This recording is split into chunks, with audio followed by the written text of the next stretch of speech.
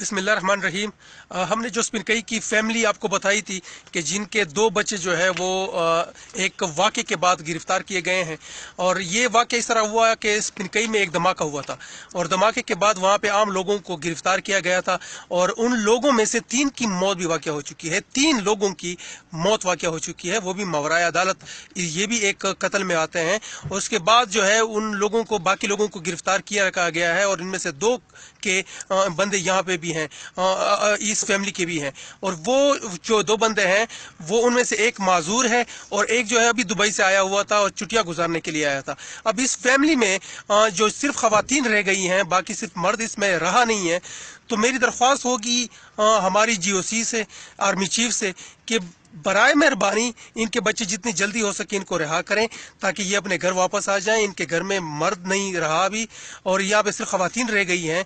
और हमें जो मुतज़ाद इतलात आ रही हैं, आपसे मेरी अपील होगी, पुरजोर अपील होगी कि बराए मेहरबानी कोई भी मावराए अदालत कदम मत उठाइएगा। ये इनके बच्चे हैं, ये आप देख सकते हैं।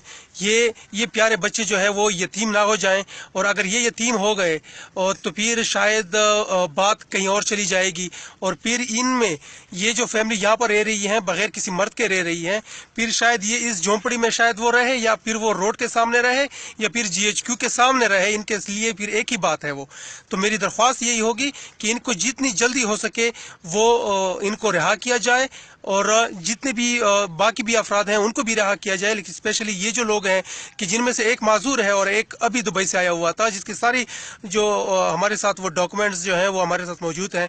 तो बराए मेहरबानी इनको रिहा करें, इनके साथ ये जुल्म बंद करें और जितने भी लोग हैं और ये जो एक सिलसिला शुरू है, बराए मेहरबानी इसको ख़त्म करें।